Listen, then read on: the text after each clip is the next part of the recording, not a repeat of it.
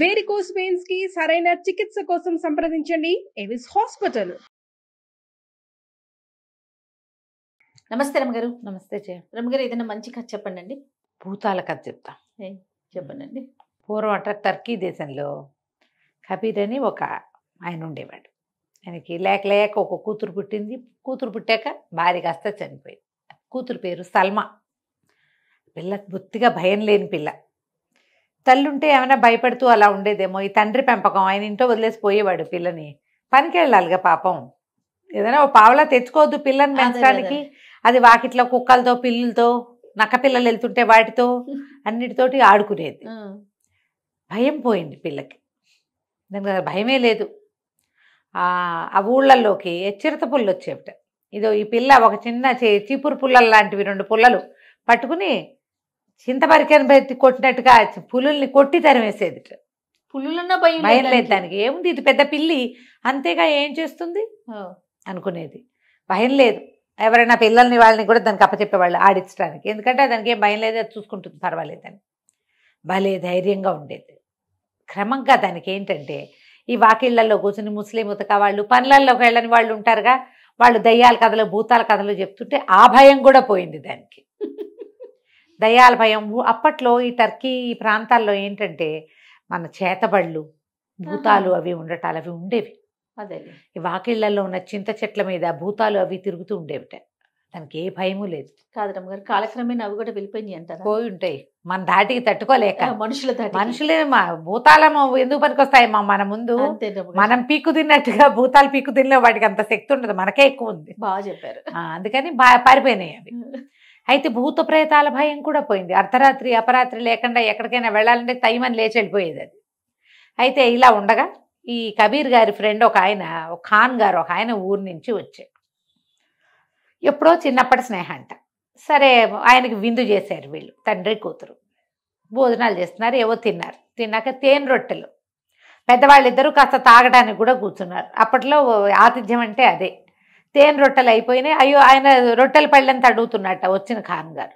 ఓహో, ఈయనకి ఇంకా ఆకలిస్తుందని, పాప నువ్వు లేచి వెళ్ళి కొట్టుకెళ్ళి 4 తేనె రొట్టెలు తీసుకురా అన్నాడు కూతురు. అనేసరికి పిల్ల చున్నీ బిగించుకుని లేస్తుంటే ఖాన్ గారు అంటే, అయ్యో అయ్యో, రాత్రిపూట పిల్లని పంపుతావేమిటయ్యా, అదేం వెళ్తుంది, చీకట్లో పిల్ల భయపడదు అన్నాడు. ఈయన అన్నాడు, ముసలి కబీర్ గారు, దానికేం భయం, దానికి భయం లేదు, భక్తి లేదండి, శుభ్రంగా వెళ్ళిపోతుంది, ఎక్కడికైనా వెళ్తుంది, అస్సలు భయం అన్న మాట ఎరగదు మా పిల్ల అన్నాడు. అనేసరికి ఆ పిల్ల కాస్త ఈ లోపల వీడు మాట్లాడుకుంటూనే ఉన్నారు, అది రయ్యమని బయటికి వెళ్ళిపోయింది.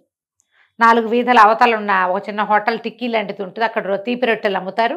అక్కడికి వెళ్ళి తేనె రొట్టెలు అని రాస్తారు. మరి ఆ రొట్టెలు ఏమిటో మనకు తెలియదు, మా పదార్థ విశేషం, కానీ ఖాద్య పదార్థం ఏదో. వెళ్ళి దాన్ని పుచ్చుకొచ్చింది. ఆ 4 రొట్టెలు తెచ్చింది. ఆ రొట్టెలు తిన్నాక ఈయన అన్నాడు, ఏమిటో అంత ధైర్యస్తురాలా పిల్ల, మధ్యలో వెళ్ళే దారిలో శ్మశానాలు, గోరీలు అవి ఉన్నాయి కంటే గోరీల్లోకైనా వెళ్తుంది మా పిల్ల, దానికి భయం లేదన్నాడు తండ్రి. అనేసరికల్లా ఈయన అన్నాడు, సరే చూద్దాం పిల్ల ఎంత ధైర్యస్తురాలో పరీక్షిస్తాను నేనని. ఖాన్ గారు అన్నాడు, అమ్మాయి మరి అవతల శ్మశానం ఉంది కదా, అక్కడికి వెళ్ళి ఓ పుర్రె పట్టుకురా అన్నాడు. అని ఆ పిల్లతోటని తండ్రిని అడిగాడు, తేగలదా మీ పిల్ల అన్నాడు.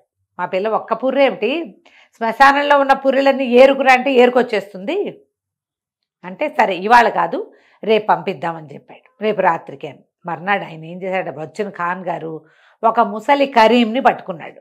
కరీం అనే ఆయన ఒక ముసలాయన్ని పట్టుకుని ఏం చెప్పాడంటే, ఈ పిల్ల శ్మశానంలోకి వస్తుంది, నువ్వు అక్కడ కాపలాగాయి, దాన్ని బెదిరించు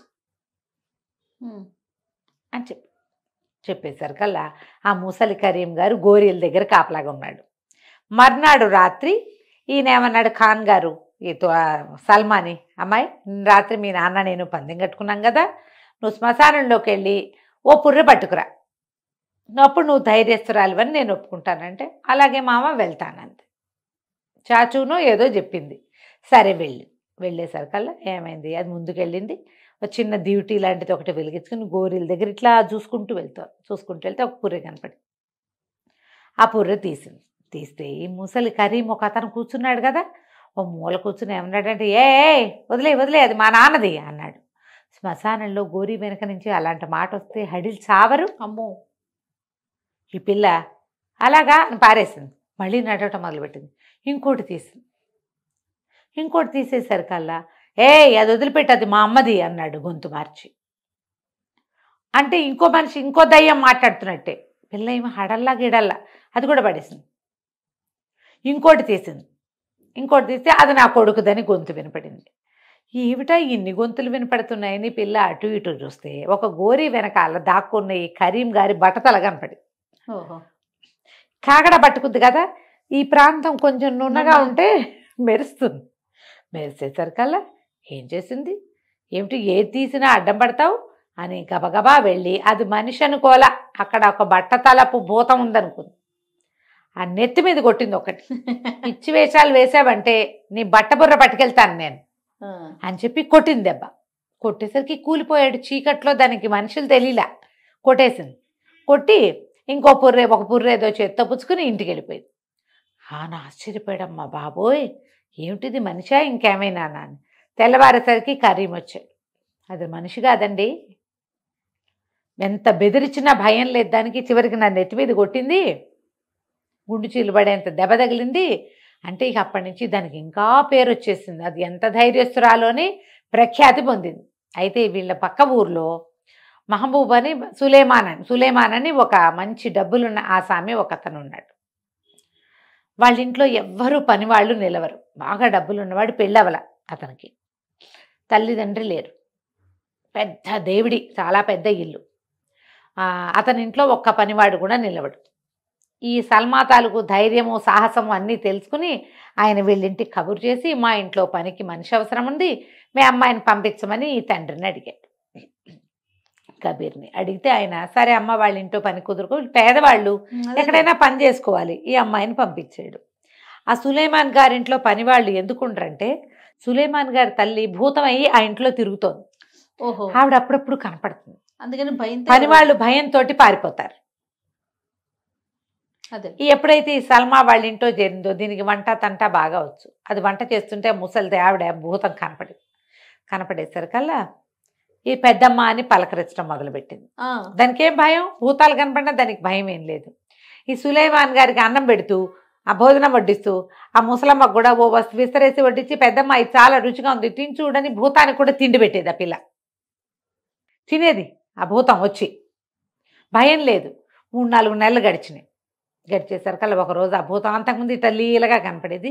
ఓ రోజు కనపడి, వసే పిల్ల నువ్వెంతో ధైర్యస్తురాలివి, ఇక్కడ ఎంతమందో పనివాళ్ళు వచ్చారు, ఒక్క చచ్చిన వాడికి ధైర్యం లేదు, నువ్వు ధైర్యస్తురాలివి, నువ్వు నాతో రా, నీకు ఒకటి చూపిస్తానని వాళ్ళ ఇంట్లో ఎవరికీ తెలియకుండా ఉన్న ఒక నేలమాళిగలోకి తీసుకెళ్ళింది.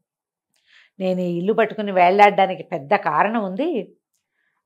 ఆ మావగారి ముత్తాత 2 బిందెల బంగారం సంపాదించాడు. ఈ పైనున్న ఆస్తంతా ఒక లెక్క కాదు, ఆ బంగారం చాలా గొప్పది, అది నేలమాణిగలో ఉందని మావగారి తండ్రి చచ్చిపోతూ నాకు చెప్పాడు. మావగారి తండ్రి. నేను మనసులో పెట్టుకున్న పిల్లాడికి ఇప్పుడే ఎందుకు చెప్పడం లే, పెద్దవాడయ్యాక చెప్దామనుకున్నా, నాకంత వృద్ధాప్యం రాకుండానే సడన్గా చచ్చిపోయాను. ఆ రహస్యం కొడుక్కి చేర్చలేకపోయా. అదేలే, దాంతో నేను వాడికి కనపడినా వాడికి నేను చెప్పలేకపోయా. నన్ను చూసి ధైర్యంగా ఉన్నవాడు ఎవడైనా ఒకళ్ళు కనపడితే వాళ్ళకి ఆ రహస్యం చెబుదామనుకున్నా. నువ్వు నాతో రా అని చెప్పి దీన్ని వెంబడబెట్టుకుని ఆ నేలమాళిగ లోపలికి తీసుకుపోయింది. ఓకే, అక్కడ 2 బిందెల బంగారం ఉంది. ఒక పెద్ద బిందె, ఒక చిన్న బిందె. ఏముంది, ఓసే పిల్ల నువ్వు చాలా ధైర్యస్తురాలివి, ఈ చిన్న బిందె నువ్వు తీసుకో, ఈ పెద్ద బిందె మాత్రం నా కొడుకు అప్పచెప్పు, ఎందుకంటే వాళ్ళ ముత్తాతల తాలూకు సంపద ఇది. ఈ పిల్ల ఏం చేసింది, సరే నన్ను 2 బిందెలు చేత్తపుచ్చుకొచ్చింది. పైకి చేత్తపుచ్చుకొచ్చి సాయంకాలం సులేమాన్ గారు వచ్చాక, ఏమండి మీ అమ్మగారు కనపడుతున్నారు, నాకు 4-5 సార్లు అన్నం కూడా పెట్టాను, అయితే నేలమాళిగలోకి తీసుకెళ్ళారు, అక్కడ 2 బిందెల బంగారం ఉంది, మరి మీ ముత్తాత గారిదిట, ఇదిగోండి ఈ చిన్న బిందె మీకు ఇమ్మన్నారు, ఈ పెద్ద బిందె నన్ను తీసుకోమన్నారు అని పెద్ద బిందె చంకలో పెట్టుకుని చిన్న బిందె ఇచ్చింది. జనరల్గా అట్లా చేస్తారా ఎవరైనా? అదే కదా, చెయ్యరు. వీడికి అర్థమైంది, ఈ సులేమాన్కి పెద్ద బిందె నాది, చిన్న బిందె దీంది అని అర్థమైంది. కానీ ఒక 5 నిమిషాలు పరికించి చూశాకన్నాడు, అమ్మాయి నన్ను పెళ్లి చేసుకుంటావా నువ్వు అని అడిగేసరికి ఈ పిల్ల కొంచెం సిగ్గుల మొగ్గయింది. బాగానే ఉంది ఐడియా. సరే ఇతను కబురు చేసి మీ అమ్మాయిని నాకు ఇచ్చి పెళ్లి చేయండి అని చెప్పి ఆ పిల్లని పెళ్లి చేసేసుకున్నాడు. ఈ ధైర్యస్తురాలైన అమ్మాయి, అతనికి తెలిసింది ఇంతమంది పని వాళ్ళు వచ్చిన అందరికీ కనబడి భూతం భయపెట్టేసింది వాళ్ళమ్మ. భూతాన్ని చూసి బెదరంది దేవుడిలో ఉంటే మనకేం భయము? అంతేగా. పెద్ద బిందె చిన్న బిందె రెండు దాని చేతిలో పెట్టాడు, నువ్వే ఉంచుకో, నాకు అభ్యంతరం లేదు. నాకు ఒక ధైర్యస్తురాలైన భార్య పెళ్ళాం కావాలి, నువ్వు ఇంట్లో ఉండమ్మా చాలు అని చెప్పి చక్కగా పెళ్లి చేసేసుకున్నాడు. ఆ 2 బిందెల బంగారము ఎంతో హాయిగా ఎంతకాలమో వాడుకున్నారు. చుట్టుపక్కల వాళ్ళందరూ దీన్ని సాహసాలు ధైర్యాలు కథలుగా చెప్పుకునేవాళ్ళు. భూతాలను చూసి భయపడద్దు, అవి మీకు బంగారం చూపిస్తాయేమో చెప్పలేకపోతాం. ఈ రోజున మనుషుల్ని చూసే భయపడాలి జయ. అవును రమ్మగారు కదా, భూతాలు ప్రేతాలు 8 గాల్లో తిరుగుతాయి, వాటికి అంత శక్తియుక్తులు ఉండవు. మనుషులకు ఉండే పాడుబుద్ధులు వాటికి ఉండవు. అసలు మనుషుల్ని చూసే భయపడాలి మనం. జాగ్రత్తగా ఉండాలి. ఇది టర్కీ కథ, బాగుంది. టర్కీ దయ్యాల కథలు ఒక పుస్తకం కనపడింది నాకు, అందులో ఇచ్చి అనమాట. ఇది కథ కంచికి మనం ఇంటికి. నమస్తే అండి. నమస్తే.